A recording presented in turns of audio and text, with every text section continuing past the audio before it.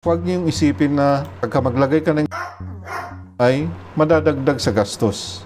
Yung mga kontraktor, sasabihin yan, additional cost yan, hindi na kailangan. Pero pag nag-collapse na yung bahay mo, hindi mo na iisipin yung additional cost. Magandang araw po sa inyong lahat. Welcome ulit sa ating channel. Ating pong pag-uusapan ang eccentric footing. Can you remember this tomorrow? May napanood ako sa mga video, nanonood ako sa mga ilang videos dito sa YouTube. Meron po akong nakitang mga ongoing construction na may mga problema sa eccentric footing. Ito yung mga tinatawag na eccentric footing. Yung column nasa corner at saka ito, column nasa gilid. Kung gusto nating isagad yung wall ng ating bahay sa ating property line, dito tayo nagkakaroon ng tinatawag na eccentric footing. Usually dito yung boundary line, kaya tayo napipilitan magkaroon ng mga ganitong sitwasyon dahil ayaw natin i-move yung column dito sa bandang gitna dahil yung wall nga natin na along the property line. Kung i-move mo naman yung column mo sa gitna, lalabas ito sa salas, sa mga kwarto. Kung kaya natin ayusin architecturally, ay mas maganda.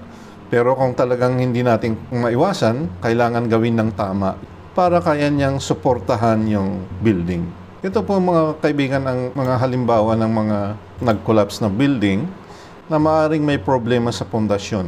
Maaring bumigay yung pundasyon sa kabila, kaya tumabingi. Yung bigat ng building pupunta doon sa mahinang pundasyon. Kaya kung ang footing natin ay ganito ang itsura o ganito, ay talagang mahina itong klase ng footing natin. What's the problem? Pagka yung bigat ng building, ganyan, tatabingi na yung footing. Sa normal na footing, pagka andyan yung load, matibay na matibay siya kasi nakasintro yung column natin. So what is the solution to fix this? Ito yung footing, normal footing. Itong nasa loob. Ito yung eccentric footing, nasa gilid.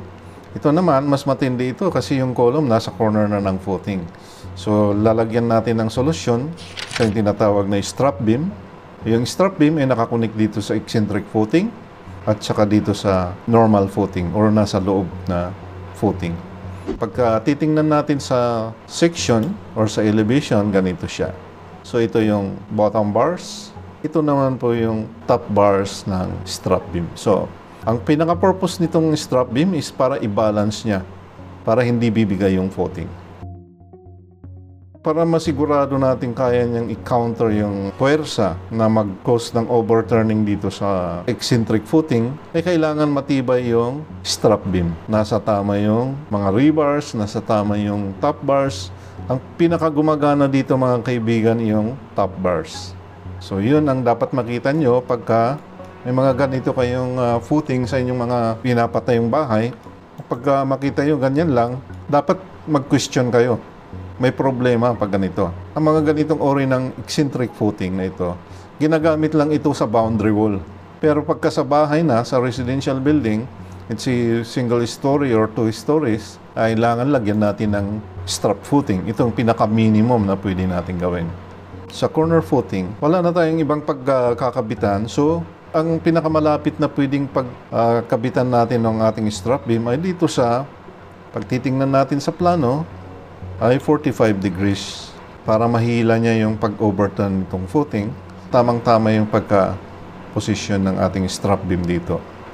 Itong tatlong element na ito, itong eccentric footing, concentric footing, at saka yung strap beam, kailangan mai-balance ito, ma-design ng maigi ito para yung size nito, at saka size niyan, at saka size nito, ay tamang-tama ayon sa mga load. Kailangan ma-design din na maigi dito.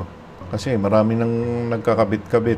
I-analyze mo ito sabay-sabay. Itong apat na ito, pati yung strap beam. Para makuha mo yung tamang size ng bawat isa. Tandaan po natin mga kaibigan, pagka ang wall ng ating building ay nakasagad sa property line, ay malamang na ma-encounter ninyo ang ganitong uri ng footing.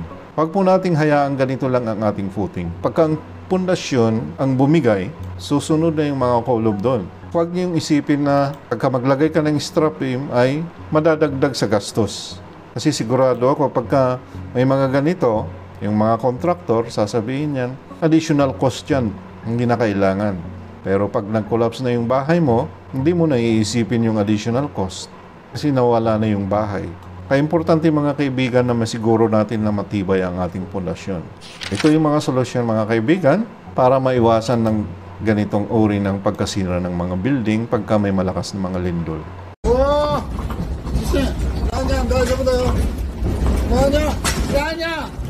Salamat sa panonood mga kaibigan at sana may natutunan kayo sa video na ito at kita-kita na lang ulit tayo sa mga susunod na mga videos. Thank you.